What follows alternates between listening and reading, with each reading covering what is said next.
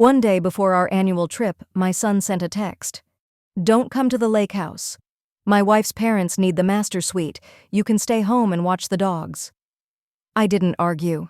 That same afternoon, I called a developer and sold the land for cash. When they arrived the next day with their suitcases, the new owner of the house met me at the door and said, "I'm glad to have you here. Stay with me until the end of my story, and write in the comments which city you're watching from so I can see how far my words travel." I was folding Barrett's old t-shirts when my phone buzzed. I've been his mother for 38 years, and I still keep some of his clothes tucked away in my linen closet. The worn baseball tees from high school, a college sweatshirt with a tiny rip in the sleeve I'd offered to repair a dozen times. He never wanted them back, but I could never bring myself to give them away. The text popped up on my screen like a slap. "Stay home and watch the dogs. Sarah's parents need the master suite. We'll handle everything this year." I read it 3 times before it truly registered. My hands began to shake and I had to sit down on my bed. The same bed where Robert and I used to lie awake the night before those lake house weekends, excited like children on Christmas Eve, talking about all the memories we would make with our family. Barrett was talking about our yearly 4th of July trip. We'd been going to that lake house for 34 years. 34 years of tradition, of family cookouts, of watching fireworks shimmer on the water while 3 generations sat together on the dock Robert built with his own hands. Watch the dogs. He wanted me to stay home and babysit the dogs while his in-laws slept in the master bedroom I had decorated myself. The bedroom where Robert and I had spent our last anniversary before his heart attack, the bedroom with east-facing windows so we could watch the sun rise over the lake every morning. I called Barrett immediately. My fingers trembled as I pressed his name. Muscle memory from 15 years of worry every time he didn't answer right away. "Hi, Mom." His voice sounded far away, distracted. I could hear Sarah laughing in the background, probably at something on her phone. She was always glued to that phone. "Barrett, honey, I just got your message. I think there might be some kind of misunderstanding." "No misunderstanding, Mom. Sarah's parents are coming, and you know how her dad's back is. He needs the good bed. The guest room would be too hard on him." The guest room. He was talking about the guest room like I was a visitor in my own family tradition, like I was some distant aunt who should be grateful for whatever space was left. "But Barrett, this is our weekend, our family weekend. We've been planning this since Easter. It's still family weekend. Maybe it would be better if you sat this one out. Sarah's been really stressed about hosting her parents, and you know how she gets." Oh, I knew exactly how Sarah got. I'd watched her control my son for 9 years, carving off little pieces of who he used to be until I could barely recognize the young man who used to call me every Sunday just to chat. The boy who brought me flowers on Mother's Day, not because he had to, but because he loved seeing me smile. "Barrett, I bought all the groceries yesterday. They're in my refrigerator right now. I made my famous potato salad, the one your father always loved. I picked up those pricey steaks you like." There was a pause. Then he said quietly, "Maybe you could drop them off tomorrow morning before we get there." Drop them off. Like I was a delivery driver. Like hired help. "I've been organizing this weekend for 34 years, Barrett. Since you were 4. Since long before Sarah was even in your life." "Mom, don't make this about Sarah. This is just what works best for everyone. Everyone except me." But I didn't say that. I'd learned over time that mentioning my own needs only seemed to irritate him. "What about our tradition? What about the picture we always take on the dock? We have 33 years of those photos, Barrett. 33 years of our family in that same spot. We can take a photo next year?" Next year. As if next year was guaranteed. As if I'd still be welcome then. As if there would even be a next year for us. I was 62. How many more 4th of Julys did I realistically have left with my son? "I don't understand this," I said softly. "Barrett, help me understand how we went from planning our weekend together to me being uninvited from my own family tradition." Another pause, longer this time. I could hear Sarah in the background, her voice sharp and impatient, though I couldn't make out the words. Look, Mom, I have to go. Sarah needs help with something. Just stay home this weekend, okay? Rest, relax, take care of Buddy and Sasha for us. They love you. The dogs loved me. At least there was that. He hung up before I could answer. I sat there, staring at the blank screen, feeling like someone had reached into my chest and squeezed my heart until it could barely beat. I walked into the kitchen and looked at the grocery bags lined up on the counter. $237 worth of food, Barrett's favorite beer, the expensive cheese Sarah pretended to enjoy, fresh corn for the barbecue, everything I'd chosen carefully to make our weekend special. On the refrigerator, held by a little lake house magnet, was this year's calendar. I'd circled the 4th of July weekend months ago in bright red ink. Lake House Family Time, written in my careful handwriting. The same handwriting that used to fill out Barrett's school forms, sign his permission slips, and scribble encouraging notes for his lunchbox. I pulled out my phone and opened my photos. Last year's 4th of July. There we were on the dock, Barrett, Sarah, and me. Barrett looked tired, but he was smiling. Sarah looked bored, but at least she was there. I looked genuinely happy, because for that brief moment, it felt like we were still a family. The photo from 2 years ago told a different story. Barrett's smile was tighter, more strained. Sarah was checking her phone even as the picture was taken. But we were together. We were trying. 3 years ago. 4. 5. Right after Robert died. In that photo, Barrett had his arm around me, holding me up through my first holiday season without his father. He'd been so gentle then, so protective. When had that changed? When had I gone from cherished to inconvenient? I put my phone down and walked over to the window that faced the street. From there, I could see Mrs. Henderson next door, watering her roses. She'd lost her husband 2 years after I lost Robert.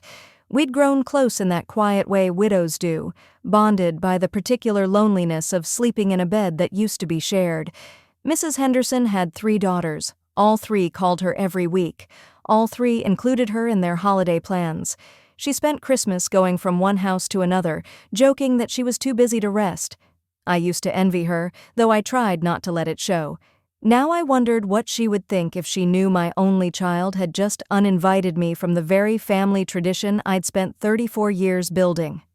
I turned away from the window and my eyes landed on the empty picture frame on the mantel. Every year I put the latest lake house photo in that frame. It was already waiting for this year's picture, the one that apparently wouldn't have me in it. My phone buzzed again. For a second, my heart jumped. Maybe Barrett had come to his senses. Maybe he'd realized how harsh his message had been. It was from Sarah. Hi, Marion. Just wanted to confirm you're okay with watching Buddy and Sasha this weekend. They've been so anxious lately, and you're so good with them. We really appreciate it. She was thanking me for being downgraded to dog sitter, thanking me for accepting my own humiliation. I didn't reply. I didn't trust myself to type anything that wouldn't cause problems. Instead, I went to my bedroom and pulled out the small suitcase I'd already packed for the trip. 3 days' worth of clothes, carefully chosen, my comfortable jeans for drinking coffee on the deck in the mornings. The sundress Robert always said made my eyes look brighter. My swimsuit, because even at 62, I still loved floating in that lake, feeling weightless and free. I unpacked slowly, hanging each item back in the closet, like I was putting away pieces of a dream I'd been foolish to believe in. The lake house had been our refuge. After Robert died, it became my lifeline. The place where I still felt connected to the family we used to be.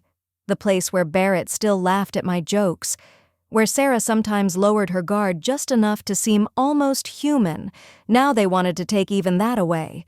I sat on the edge of my bed and a realization hit me with cold, sharp clarity. This wasn't really about Sarah's parents. It wasn't about comfort or logistics. It was about erasing me. Barrett wasn't just uninviting me from one weekend. He was testing boundaries, seeing how easily he could push me out of our family traditions, whether I would push back or quietly accept whatever scraps of attention he chose to offer. And the worst part? I probably would have accepted it. I probably would have shown up tomorrow morning with my bags of groceries, handed everything over with a polite smile, and driven home to spend the holiday alone with 2 dogs that weren't even mine. I probably would have done exactly what he expected me to do. But as I sat there in the thickening darkness of my bedroom, something inside me shifted. A small, solid knot of anger I hadn't felt in years. Not a brief flash of irritation, but something deeper. Something that tasted like self-respect. I picked up my phone and scrolled through my contacts until I found the number Helen Henderson had given me last month, the developer who'd been buying up properties in the Lake District, the one she said was paying in cash and closing fast. Before I could talk myself out of it, I hit call. A man answered on the second ring. "Davidson Development, this is Mike." "Hello," I said, surprised at how steady my voice sounded. "I have a lakefront property I'd like to sell immediately." Mike Davidson showed up at my house 43 minutes after my call. I spent that time pacing my living room, arguing with myself with every step. What on earth was I doing? This was madness. You don't sell a $750,000 lake house just because your feelings are hurt. But then my gaze would land on Barrett's old school photos lining the hallway, and the anger would rise again. 22 years of parent-teacher conferences I'd attended alone after Robert died. 22 years of being mother and father, encourager and disciplinarian. 22 years of putting Barrett first, only to be told I should stay home and watch the dogs. Mike was younger than I'd imagined, maybe around 45, with kind eyes and rough, calloused hands that suggested real work, not just boardrooms and contracts. He sat across from me at the kitchen table, spreading out documents while I made coffee with hands that still shook a little. "Mrs. Patterson, I have to ask, are you sure about this?" he said. "Waterfront property like yours. It's usually a family legacy type of thing." I set his mug down harder than I meant to. It was supposed to be. He looked up, hearing something in my tone. "Trouble with the family? You could say that." I pulled out my phone and showed him the photos I'd been scrolling through earlier. 34 years of 4th of July weekends. 34 years of making that place the center of our family's universe. Mike flipped through the pictures, his expression softening as he saw decades of smiling faces, birthday parties, graduations. "Beautiful property, beautiful family," he said quietly. "What changed?" I almost laughed, but the sound would have been too bitter. "My son got married." That wasn't entirely fair to Barrett, and I knew it even as the words left my mouth. The shift had been slow, subtle, so gradual I barely noticed it. Like watching someone you love fade away piece by piece, until one day you realize there's a stranger living in a body you recognize. "The house was my husband's dream," I heard myself say. Mike had the kind of face that made you want to explain, to make sure he understood this wasn't just about the money. Robert worked construction for 27 years. Honest work, but brutal on the body. On weekends, he'd drive us past the lakefront lots, especially this one parcel that had been in the same family for generations. I got up and took a photo album from the bookshelf, the wedding album I'd made for Barrett and Sarah, the one I doubted they'd ever bothered to look through. Tucked in the back was the picture I was searching for. Robert standing in front of a "for sale" sign, grinning like he'd just won the lottery. He'd been saving for 15 years, I said. $20 here, 50 there. Never told me until after Barrett graduated college. Then one day he comes home and says, "Marion, pack a bag. We're going to see our retirement." Mike studied the photo. He looks happy. He really was happy. We drove up there on a Saturday morning in October, when the leaves were turning and the lake lay perfectly still, like glass. The property had an old, tired cabin on it. Nothing impressive. But Robert walked around it like he was touring a palace. He kept saying, "Can you see it, Marion? Can you see our family here?" I can still picture the way his eyes lit up as he described everything he wanted to build. The deck where we'd drink coffee and watch the sunrise. The fire pit where we'd sit and talk late into the night. The dock where he planned to teach Barrett's future children to fish, just like his own father had taught him. We couldn't afford it. Not really. Not on paper. But Robert had this knack for seeing potential where everyone else saw problems. The place needed serious work. The septic system was ancient. The well pump was on its last legs. Most buyers took one look and ran. Robert didn't. He saw a project, something he could pour his love, his sweat, his skill into. He made an offer $50,000 under asking, on the condition that he'd handle all the repairs himself. The sellers thought he was out of his mind, but the property had been sitting on the market for 2 years. They were desperate. Mike nodded, clearly familiar with what a stalled sale looked like. "And he pulled it off," I said. "He spent every weekend for 3 years driving up there. Barrett and I would pack lunches and make a day of it. Barrett was 7 when we bought the place, 10 when Robert finished the renovations. Those 3 years were some of the happiest of our lives." I flipped through more photos. Barrett helping his father measure boards, his little hands trying to hold the level straight. Barrett and Robert covered in sawdust, beaming at the camera with matching smiles. Barrett hammering nails, tongue sticking out in concentration. On that property, Robert taught Barrett everything: how to fix a leaky faucet, how to read the weather just by studying the lake, how to gut a fish without destroying the kitchen. But more than any of that, he taught him what it means to take care of something you love, to build something meant to last. "Sounds like Barrett learned those lessons well," Mike said. I closed the album. "I thought he did." Mike waited quietly while I topped off our coffee. Outside, I could hear Mrs. Henderson's grandchildren playing in her yard, their laughter drifting through my open window. Normal family sounds, the kind of sounds that used to fill my lake house every holiday weekend. "Robert died 15 years ago," I went on. "Heart attack at 47. One day he was planning to retire early so we could spend more time up there, and the next, Barrett and I were planning his funeral." "I'm sorry," Mike said softly. Barrett was 25 then, old enough to fully grasp what we were losing, but still young enough to need his dad. After Robert died, the lake house became sacred ground for us. It was where we felt closest to him, where his presence still seemed to linger in the wind and the trees. I showed Mike another photo. Barrett at 26, standing on the dock Robert had built, holding his father's old tackle box. "He used to sit out there for hours," I said. "He swore he could feel his dad with him on the water. He'd tell me about dreams he had, conversations with Robert, getting advice about work, about life, about how to become the man he was supposed to be." "What changed?" Mike asked gently. "Sarah," I said. Her name came out sharper than I meant. "Don't get me wrong," I added quickly. "Sarah isn't a monster. She's driven. She has a very specific idea of what her life should look like, and a rustic lake house didn't fit the picture." Mike leaned back in his chair. "She wanted him to sell it?" "She never said that outright. Sarah's too clever for that. She just started making it hard to go.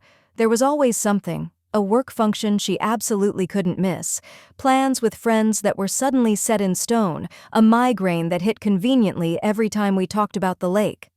Barrett began going alone, but it wasn't the same. That house was built for family, for noise and chaos and shared meals. One person wandering around in all that space just felt lonely. I walked back to the window. Mrs. Henderson was steadying one of her grandsons on a bicycle, her hand gripping the seat as he wobbled in uneven circles. The sort of moment I'd imagined having at the lake house someday, with Barrett's children. "Then Sarah got pregnant," I said quietly. For 5 months, I believed everything was going to change. I started planning a nursery area in the guest room at the lake. I bought a crib that would fit by the window so the baby could watch the sunrise over the water. I pictured myself teaching my grandchild to swim in that lake, just like Robert had taught Barrett. Mike didn't say anything, but his silence felt like an invitation to go on. "Sarah miscarried at 22 weeks, I said. We were all shattered, but for Barrett, it broke something in him. He stopped going to the lake altogether, said it hurt too much to be there, surrounded by the empty rooms that were supposed to be filled with a future." "But you kept going," Mike said. "I had to," I replied. "It was the only place I still felt like Robert's wife, and not just his widow.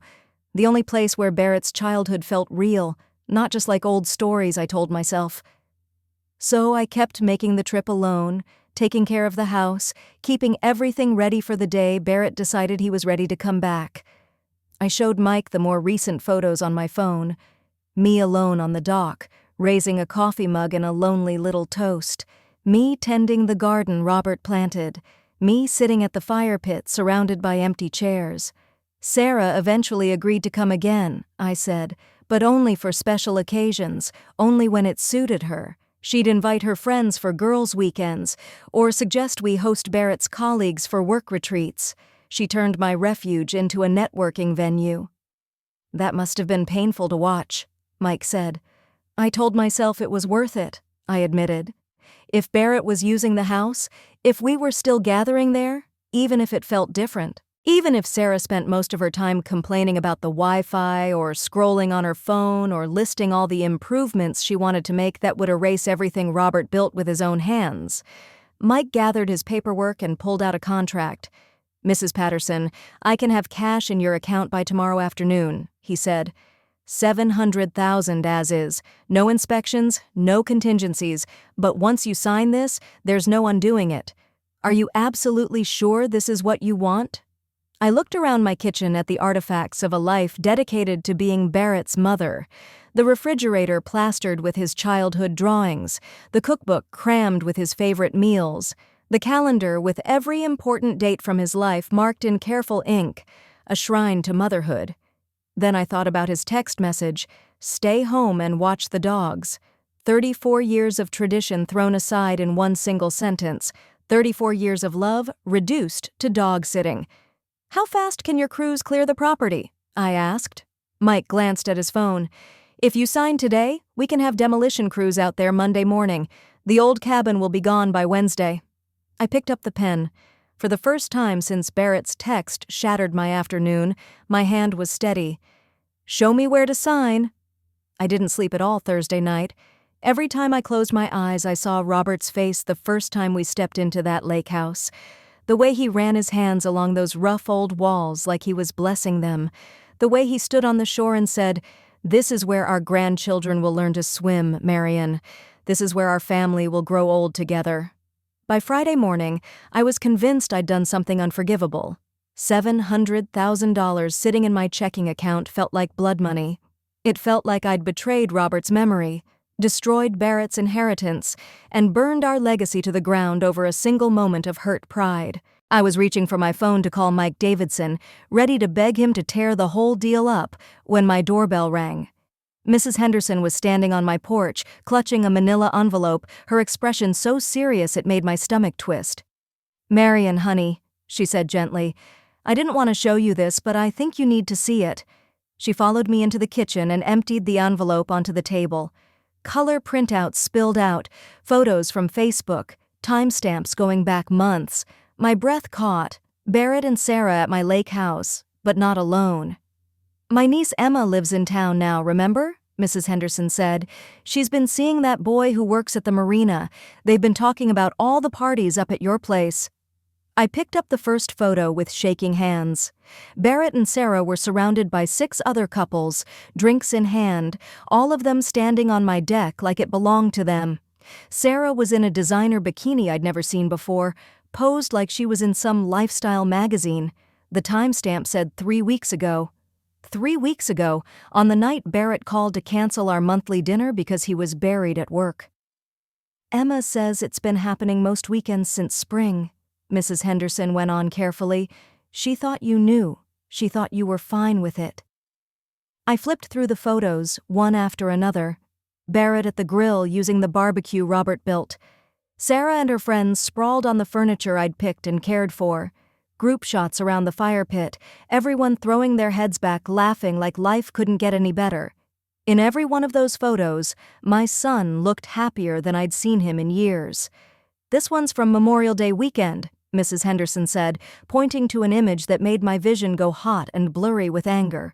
Sarah stood in front of the hand-carved welcome sign I'd ordered after Robert died, the one that read, "Patterson Family Lake House, Est, 2010, Where Love Lives On." But someone had taped a strip of paper over Patterson Family. Now the sign read, "Barrett and Sarah's Lake House." They had literally covered up my family name, covered me, and replaced it with theirs. "Marion, are you all right? You've gone white as a sheet." I couldn't speak. I just stared at that doctored sign, at the casual cruelty of it. They hadn't just left me out of their fun, they had rewritten the story entirely, pretending the house had always been theirs. I turned to the next photo and felt something inside my chest splinter. Barrett was standing in the exact spot where Robert always stood to call us in for dinner. His arms spread in the same wide, welcoming gesture his father used to make. Except he wasn't calling family to the table. He was posing for Sarah's camera, grinning like a frat boy on spring break. The next photo showed Sarah's friends wandering through the house. My house. The master bedroom where I'd cried myself to sleep after Robert died. The guest room where I'd imagined rocking Barrett's babies to sleep. The kitchen where I'd cooked thousands of meals, where every pot and mug carried some memory of the family I thought we were. Emma says Sarah told everyone it was their family's vacation home, Mrs. Henderson said quietly. She never mentioned you at all. Their family's vacation home. Not our family, theirs. I finally found my voice, though it sounded thin and strange. How long have you known about all this? Emma mentioned it a few weeks ago, but I didn't think much of it, she said. Young people do things differently now. I assumed you'd given them permission to use the place more freely. More freely, I repeated numbly, as if I'd ever restricted that house, as if I hadn't kept it going entirely for their sake. But when you told me yesterday that Barrett had uninvited you from this weekend, that he wanted you to stay home and watch the dogs, she shook her head. I realized what Emma was saying didn't match your side, so I asked her to show me the photos. I stared at another picture of Sarah raising a glass, surrounded by strangers in the same living room where Robert and I used to play cards on rainy days. The caption underneath read, "Living our best lake life. So grateful for this perfect escape." Perfect escape from what? From responsibility? From honesty? From me? There's more, Mrs. Henderson said reluctantly. She took out her phone and pulled up a screenshot of a text thread. Emma's boyfriend sent this to her yesterday, she said. The messages were between two people I didn't know, chatting about plans for the upcoming weekend. Barrett says his mom finally won't be there this time. Thank God. Sarah said she's been trying to figure out how to get rid of her all summer. What's with that anyway? It's not even the mom's house anymore, right? I guess technically it is, but Sarah said Barrett's working on that. Something about getting her to sign it over or whatever. The phone slipped from my numb fingers. Getting me to sign it over. Barrett hadn't simply drifted away from me. He'd been methodically pushing me out of the lake house so he and Sarah could claim it outright. The canceled dinners, the shortened visits, the constant excuses about being too busy, it had all been part of a plan. While I was clinging to the idea of us as a family, fighting to keep our traditions alive, Barrett had been quietly arranging to take the house from me altogether. Marion. Mrs. Henderson's voice sounded like it was coming from another room, far away. Marion, you need to sit down. I was already sitting, but inside I felt like I was falling. 34 years of believing my son loved me. 34 years of sacrifices. Picking up extra shifts to cover the costs of repairs, ignoring my own needs so he would always have a place to escape to. And all that time he'd been planning to take it from me. Not just use it behind my back, steal it. My phone buzzed. A text from Barrett. Change of plans. We're heading up tonight instead of tomorrow. Can you drop off those groceries by 6 and maybe throw in some extra beer? Sarah's parents drink more than I remembered, Lowell. The casual tone. The assumption that I would obey. The little lol like this was all some harmless family joke. It hit me like a punch to the chest. He had no idea I'd seen the photos, no idea I knew about the secret parties, no idea I'd read the messages about getting rid of me and coaxing me into signing the house over. Barrett still thought he was dealing with the same accommodating mother who'd swallowed every slight, every canceled plan, every disrespectful crumb he tossed my way. But that woman was gone. I stood up so fast my chair clattered to the floor. Mrs. Henderson startled, eyes widening. Marion, what are you going to do? I was thinking about Robert building that dock, board by board. About 7-year-old Barrett clutching a hammer, eager to help.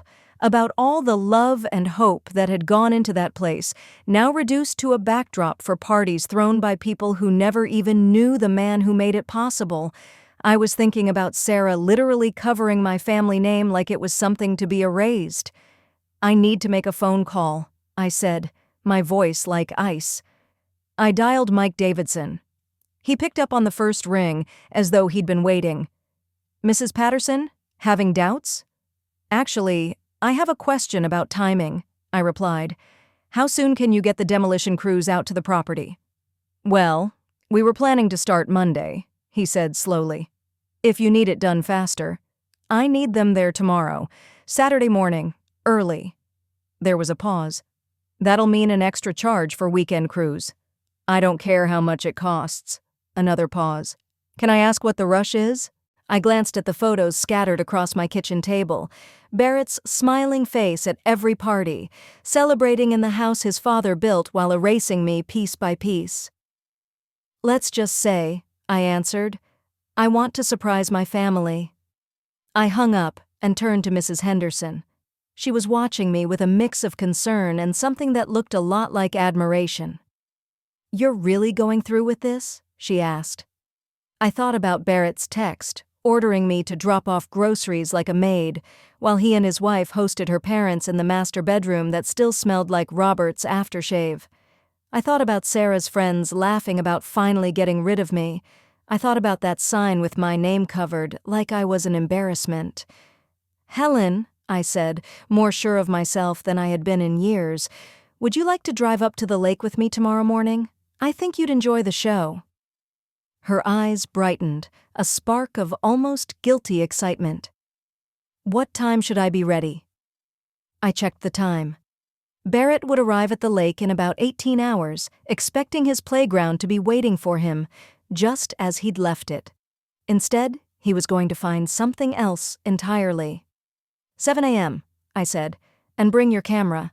I have a feeling this is going to be a weekend none of us will ever forget." The roar of heavy machinery rolled across the lake like distant thunder.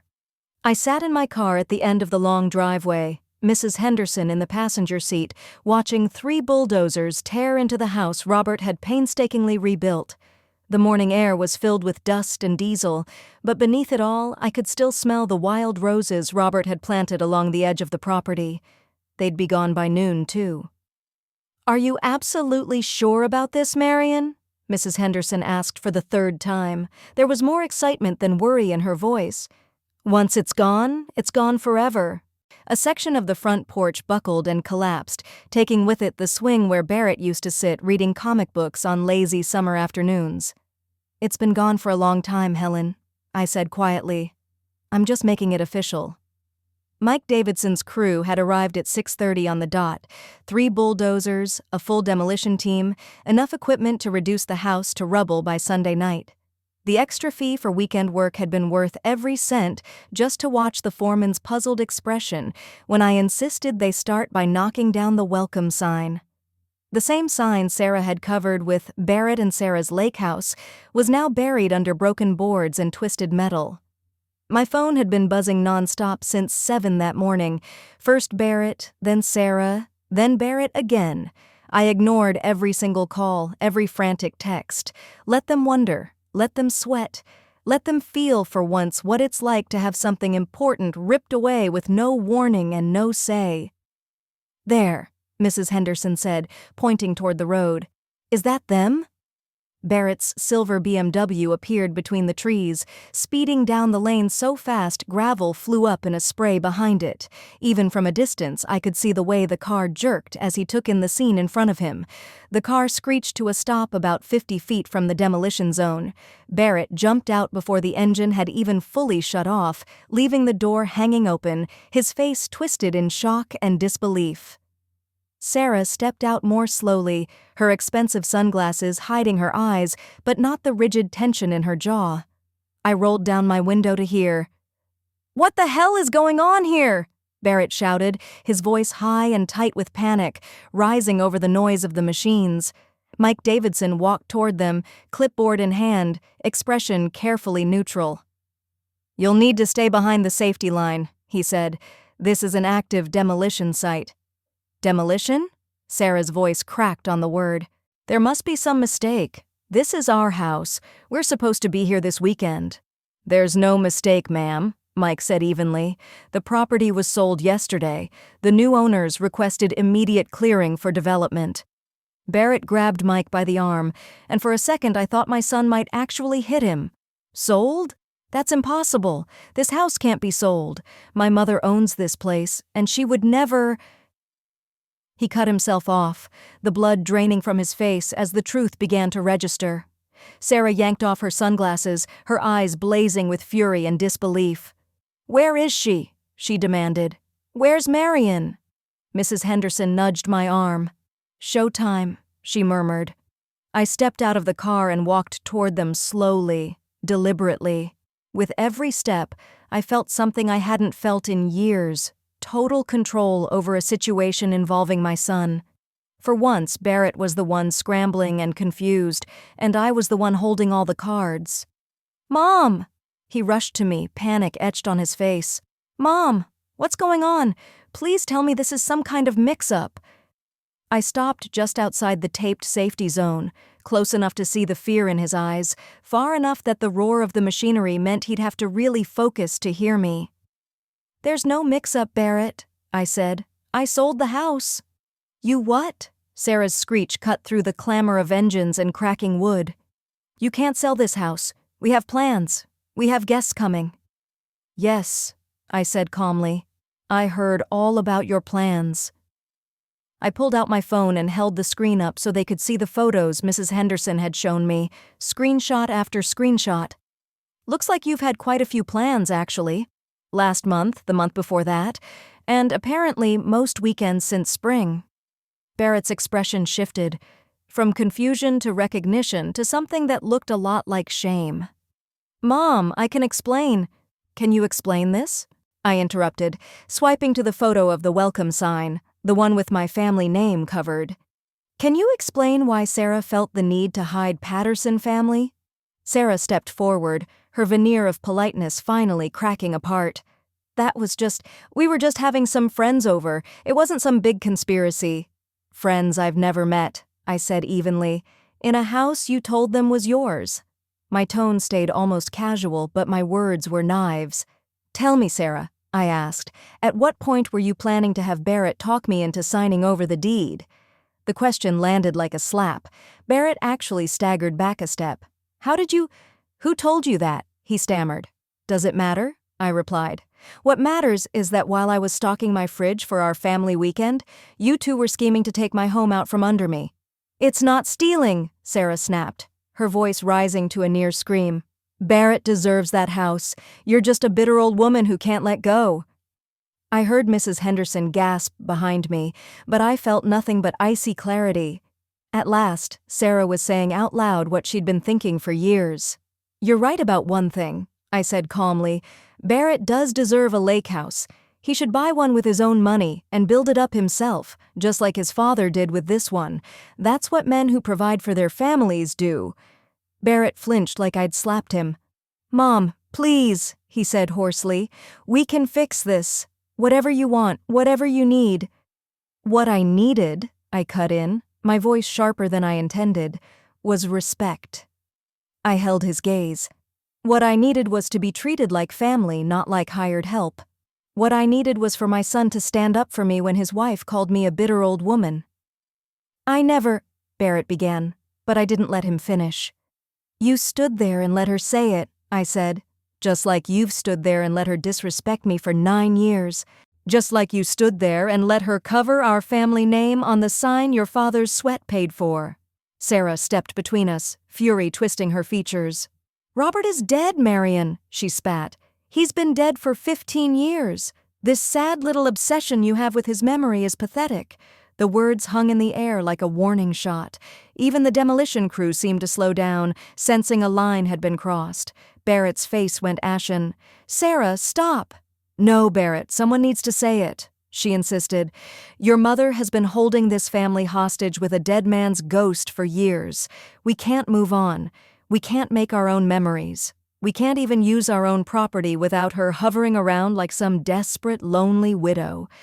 I stepped closer to her, close enough to see the spit at the corners of her mouth, the pent-up resentment finally spilling over. "You're absolutely right about one thing," I said quietly. "Robert is dead, but his love for this family wasn't imaginary. The sacrifices he made to build this place were real, and once upon a time, his son's respect for that sacrifice was real too." I turned to Barrett. He looked like he wanted the ground to swallow him. "Your father spent 3 years of weekends rebuilding this house," I said. "He came home exhausted, covered in sawdust, and still went to work Monday morning because he wanted to give you something lasting. He dreamed of teaching your children to fish off that dock the way he taught you." Barrett's eyes filled, but I kept going. "He never got to meet those grandchildren. He never got to watch you become the man he believed you would be. But he trusted that you would honor what he built. He believed you knew the difference between earning something and just taking it." "I did understand," Barrett whispered. "I do understand." I shook my head. "No, you don't. If you did, you wouldn't have plotted to take this place from me. If you did, you wouldn't have stood by while your wife mocked your father's memory. If you did, you would have built something of your own instead of trying to seize what I worked for." Sarah barked out a bitter laugh. "Built something of his own? With what money?" she snapped. "Barrett can barely keep up with his car payments. You think he can afford lakefront real estate?" The truth dropped between us like a stone. His debt, the financial mess I'd suspected but never confronted, the real reason they needed my house instead of buying their own. "Is that true, Barrett?" I asked quietly. He stared at the ground. "Things have been tight," he muttered.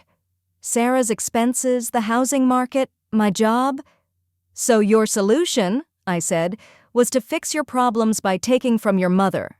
"It wasn't stealing," he burst out at last, his voice cracking with anger and desperation. "You're going to die someday anyway. I'm your only child. That house should come to me."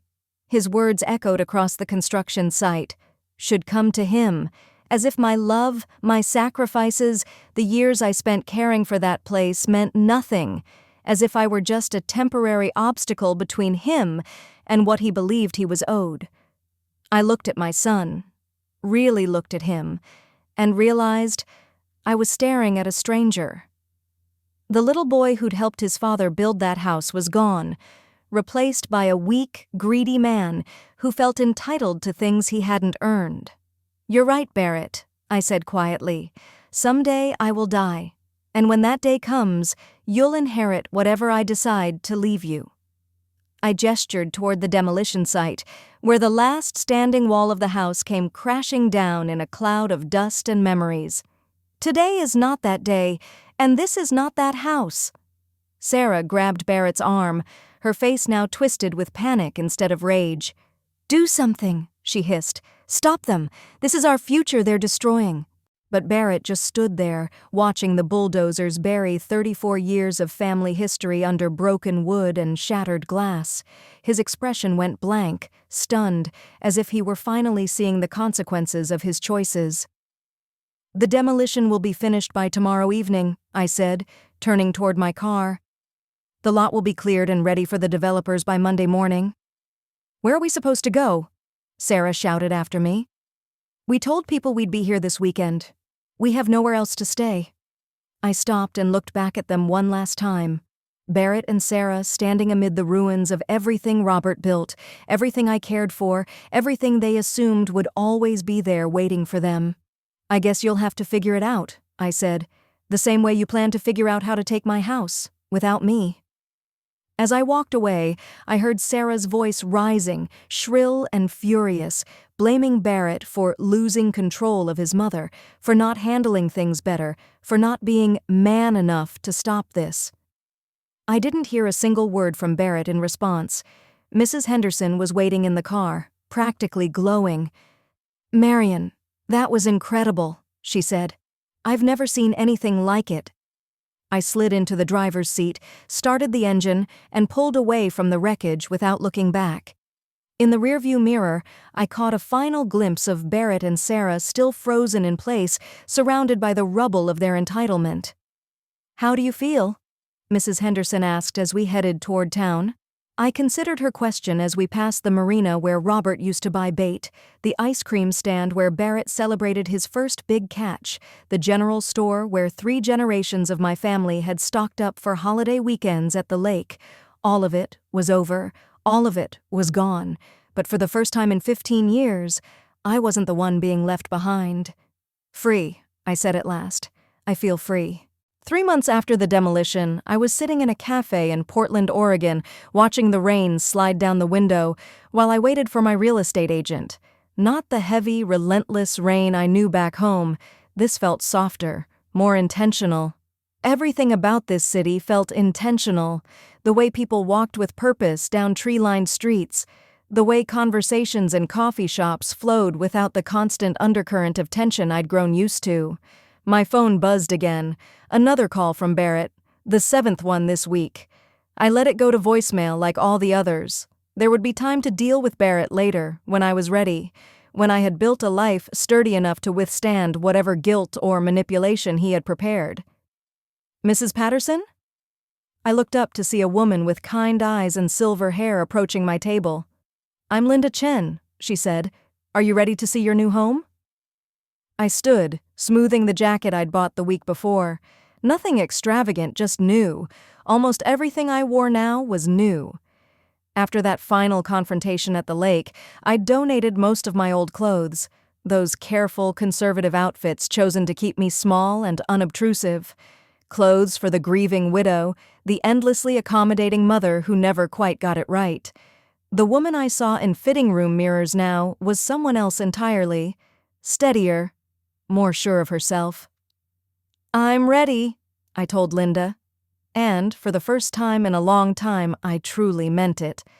The house was a 15-minute walk from the cafe, in a neighborhood of old craftsman homes and mature gardens. It was nothing like the lake house Robert had rebuilt, nothing like the suburban cage I'd kept for 38 years. This was something different, something mine. Built in 1922, Linda said as we walked up the front steps. The previous owner was an artist. She lived here for 47 years before moving to assisted living. We stepped inside onto polished hardwood floors, glowing in the afternoon light. Large windows, built-in bookshelves, a fireplace that actually worked instead of just sitting there for show. It was the kind of house where people lived with intention, where every room seemed to invite a purpose beyond merely existing. The kitchen was updated about 5 years ago, Linda continued, guiding me through the rooms. All the appliances stay. I ran my hand along the cool granite countertop and imagined cooking just for myself without feeling guilty. No more elaborate meals wasted on people who barely noticed. No more buying Barrett's favorite snacks just in case he decided to drop by. No more organizing my life around someone else's unpredictable whims. There's one more space I think you'll really love, Linda said, opening a door I hadn't noticed. The room beyond was filled with soft, natural light from a wall of north-facing windows. Built-in easels lined one side, storage cabinets the other. It was a studio designed for creating, not just preserving, a room meant for becoming, not just remembering. The previous owner was a painter, Linda explained. She always said this room gets the most beautiful light in the afternoons. I stood in the center of the studio and felt something I hadn't truly felt since before Robert died. Possibility.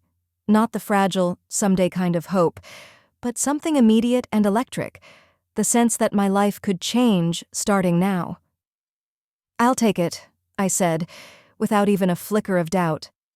Linda blinked, clearly surprised by how fast I answered. Don't you want to think about it a little? Talk it over with your family? There's no family to talk it over with, I said, and for the first time, that truth didn't hurt. It was just a simple statement of fact, no more painful than saying the sky is blue or the rain is wet. We spent the next hour buried in paperwork. Purchase price, $425,000. Down payment, $300,000 in cash. No mortgage, no monthly payments, no one else's name on the loan. For the first time in my life, my only financial obligation was to myself. When Linda asked what I envisioned for the place, I heard myself talk about things I'd never dared admit out loud. the pottery class I'd always wanted to try, a garden planted purely for beauty, not practicality, the stack of books I wanted to read without interruption, the movies I wanted to watch without worrying about whether anyone else would enjoy them.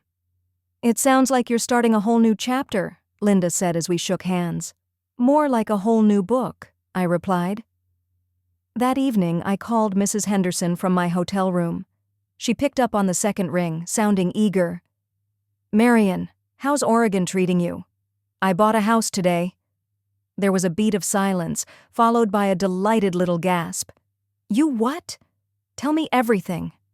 I described the craftsman home, the artist's studio, the quiet neighborhood full of people who seemed to mind their own business in the best possible way.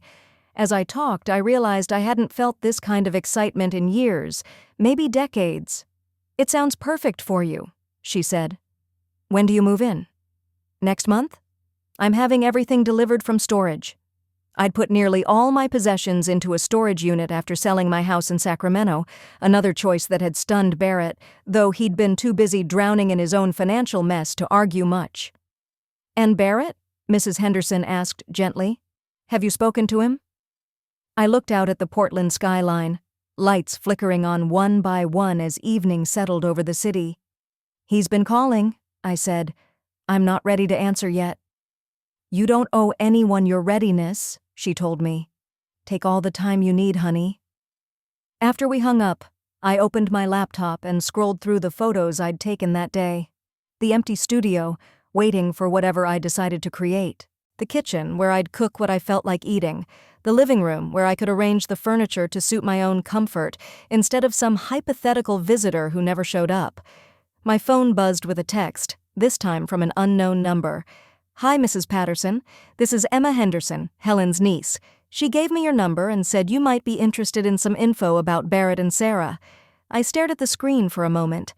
Emma, the same young woman whose boyfriend had exposed Barrett and Sarah's scheme. Part of me wanted to ignore it, to focus on my new life instead of reopening old wounds, but another, stronger part needed to know. "What kind of information?" I typed back. The reply came almost instantly. "Sarah left Barrett 3 weeks ago. Took half of everything and moved back in with her parents.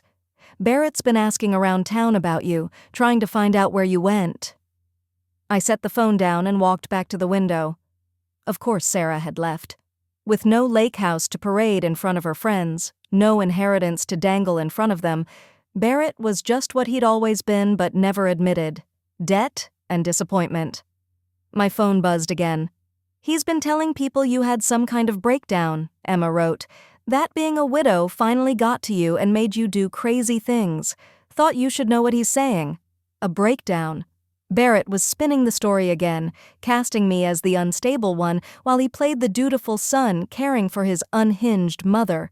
The same narrative he and Sarah had always leaned on, anything but taking responsibility. "Thank you for letting me know," I replied. Then I blocked the number. Barrett's version of events didn't matter anymore.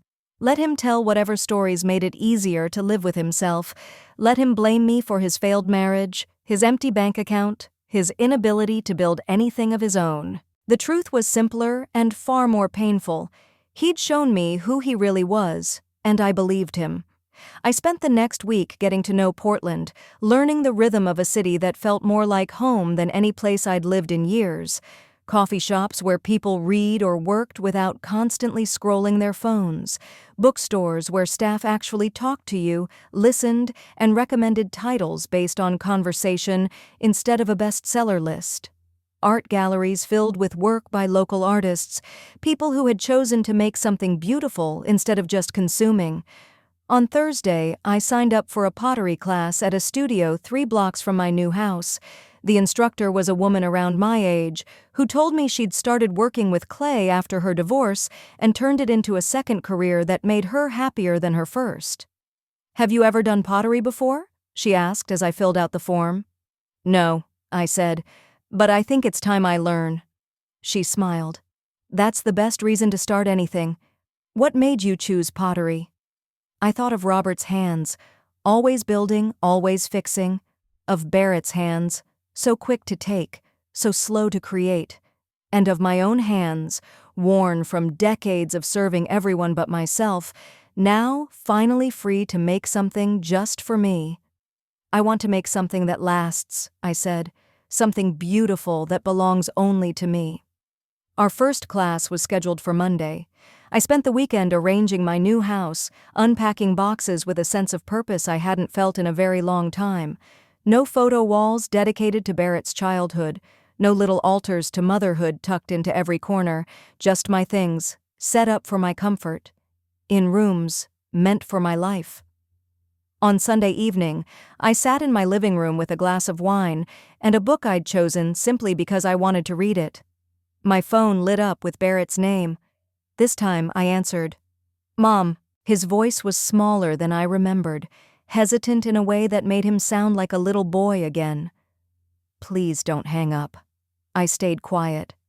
"Sarah left me," he said. "I heard," I replied. "She took everything, the furniture, the car, even the dog," he said, his voice cracking. "She told me I was weak for letting you destroy our future." Our future. Even now, after everything that had happened, he still couldn't see that the future he'd wanted was built on theft and manipulation. "I'm sorry your marriage failed, Barrett," I said. "Are you?" The question came out sharper than he meant.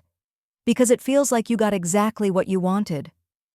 I set my wine glass down and looked out at the Portland skyline, at the life I was creating 3 states away from everything I used to believe was important. "What I wanted," I said, "was a son who respected me enough not to steal from me. What I wanted was a family that didn't try to erase me. What I wanted was to matter to the people I spent my life serving." "You did matter. You do matter," he insisted. "No, Barrett," I replied quietly. "I was useful. There's a difference." Silence stretched between us, heavy with all the conversations we'd avoided for years, all the truths neither of us had been brave enough to say. "I don't know how to fix this," he said at last. "You can't fix it," I answered gently. "But you can try to build something new, something honest, something that doesn't depend on taking from other people. I don't know how to do that." "Then learn," I said, "the way your father learned to build that lake house, the way I'm learning to live without you." I hung up before he could reply, before his need could drag me back into the old cycle of self-sacrifice, enabling and inevitable disappointment. Outside, Portland was easing into night. Lights flicked on in windows of homes where people lived their own lives, made their own choices, and defined family and happiness for themselves. For the first time in 38 years, I was one of them. 5 months later, I was in my pottery studio when the doorbell rang. My hands were covered in clay, halfway through shaping a serving bowl for the dinner party I was hosting the following week, my first dinner party in my Portland house, with neighbors who had become friends. People who knew me as Marion the Potter, not Marion the disappointed mother.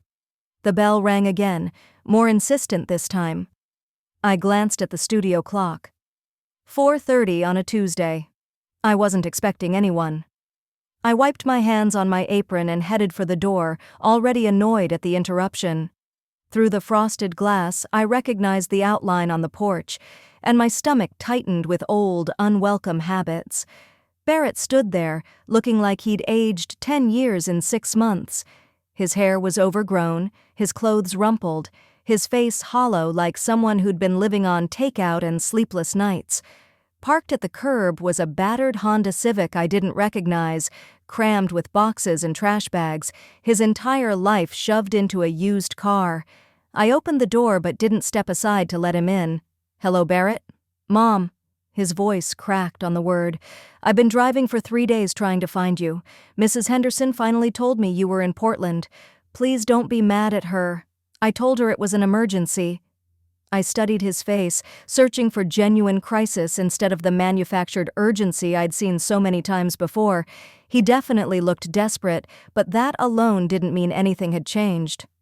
"What kind of emergency?" I asked. He gestured vaguely toward the overstuffed car.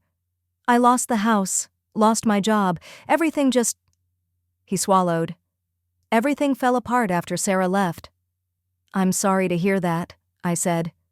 He blinked, clearly expecting more: sympathy, comfort, rescue. When none came, he stepped closer. "Mom, I was hoping. I need a place to stay. Just for a little while. Just until I get back on my feet." There it was. The real reason. Not remorse. Not a sincere desire to mend what he'd broken. Need. Barrett needed something, so Barrett had arrived at my doorstep. "I see," I said. "I know things ended badly between us," he rushed on. "I know you're angry, but I'm still your son and His voice broke. "I have nowhere else to go." I looked past him at the car, stuffed with the fragments of a life built on other people's efforts. Clothes, gadgets, junk. The remnants of a man who'd never learned to build anything solid because he'd always counted on someone else to lay the foundation. "Have you eaten today?" I asked. He shook his head, relief flashing across his face, mistaking my question for the familiar softening of a mother's heart. "There's a diner about 6 blocks down on Hawthorne," I said. "The food's decent and not too expensive. You should get a meal there and then find a motel for the night. We can talk tomorrow." "A motel?" He stared at me like I'd suggested he sleep under a bridge. "Mom, I can't afford a motel. I've got maybe $60 to my name." "Then you should be careful how you spend it," I said. I started to close the door, but Barrett caught it with his hand. "Wait, please. Just let me come inside. Let me explain what happened. Once you understand—" "I understand perfectly, Barrett," I interrupted. "Your wife left because you stopped being useful to her. Your employer fired you because you weren't dependable. Your bank took your house because you mismanaged your money. And now you're here because you expect me to save you from the fallout of your own decisions." He recoiled like I'd slapped him. "That's not— It's more complicated than that." "Is it?" I asked. I moved his hand off the door and stepped back. "Tell me, Barrett, what exactly did you imagine would happen when you showed up here? Did you think I'd look at you and forget what happened at the lake house? That I'd invite you into my guest room and start taking care of you again like you're still a little boy? I thought—" He swallowed. "I thought you'd forgive me. I'm your son. That's what mothers do." The sheer audacity of that sentence knocked the air from my lungs. After everything he'd done, everything he'd put me through, he still believed he was entitled to my forgiveness simply because he existed. "Forgiveness isn't the same as enabling, Barrett," I said, "and being your mother doesn't mean I'm required to save you from every mess you make. But you used to," he shot back, "when Dad died, when I couldn't find a job after college, when Sarah and I were fighting." "Yes," I said, "I did. And look where that got us. All it taught you was that someone would always swoop in and clean up after you, that you'd never have to face real consequences because Mom would show up with an open wallet and an open door." His face crumpled. "I'm not asking for money. I'm just asking for a place to stay." "A place to stay," I repeated, "while you try to rebuild your life on my dime. A place to stay while you eat my food, use my utilities, and slowly take over my space the way you took over the lake house." "I wouldn't do that," he protested. "You already started," I said, nodding toward the overloaded car. "You drove your entire life here without even asking if you were welcome. You assumed I'd let you move in because you assumed I'm still the woman who spent 38 years putting your needs ahead of my own happiness." Barrett stared at me, opening and closing his mouth like he was searching for words that wouldn't come. Eventually, he managed, "What happened to you?" "I grew up," I said simply. "I finally understood that loving someone doesn't mean letting them destroy you. I learned the difference between being a good mother and being a doormat." "You sound like Sarah," he snapped. The comparison hung between us, meant as an insult. He still believed calling me selfish, likening me to the woman who'd used him, would scare me back into my old patterns of guilt and compliance. Instead, I laughed. "Good," I said. "Sarah may have been a terrible wife and an even worse human being, but she understood something it took me 62 years to learn. You don't owe anyone your life just because you share blood." He took a step back, genuine shock breaking through his practiced desperation. "I can't believe you're saying this," he whispered. "Then you haven't been listening for the last 40 years, I replied. I started to close the door again, but his voice stopped me. "What am I supposed to do?" For the first time since he'd arrived, I heard something real in his tone. Not manipulation, not entitlement, fear. The fear of a man who had finally run out of people to lean on and places to hide. "You're supposed to figure it out," I said, my voice softening but my boundaries holding. "Like adults do. Get a job, any job. Find a room you can afford. Start building a life on what you earn instead of what you can take from other people." "I don't know how," he said. "Then learn," I replied. "The same way I learned to live without your father, the same way I learned to live without you." He stood there for a long moment, looking at me like he was trying to reconcile the mother he remembered, the one who always gave in, always helped, always put him first, with the woman standing in front of him now. That mother was gone, and we both knew it.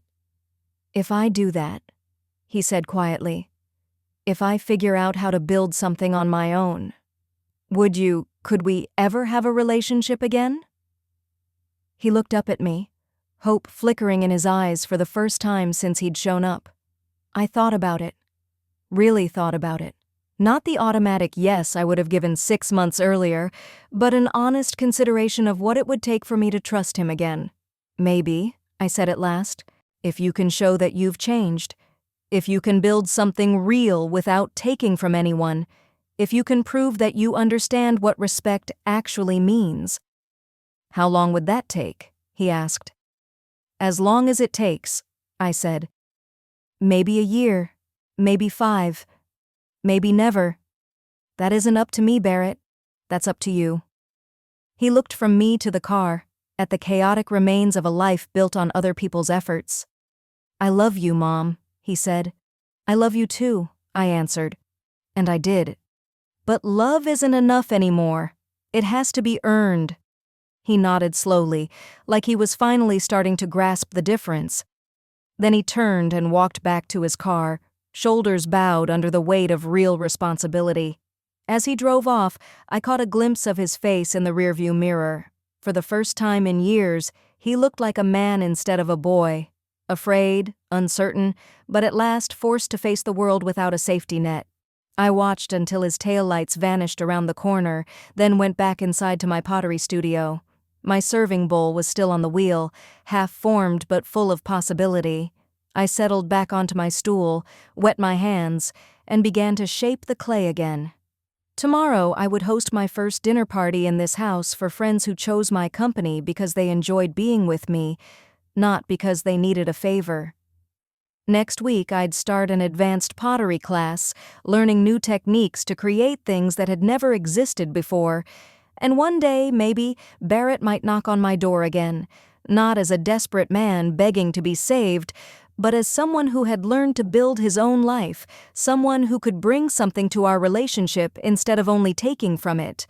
Until then, I had my own life to live, my own dreams to follow, my own clay to turn into something strong and beautiful and entirely mine. Outside my studio window, Portland glowed in the late afternoon light, a city full of people who had figured out how to start over, how to rebuild, how to create something new from whatever pieces they had left. I was one of them now. Fully, finally, beautifully one of them. Now, I'm curious about you, the one listening to my story. What would you have done in my place? Have you ever gone through something similar? Tell me in the comments below. I read everyone. And on the final screen, I'm leaving you with 2 more of the channel's favorite stories. Don't miss them. They'll definitely surprise you. Thank you for watching until the very end.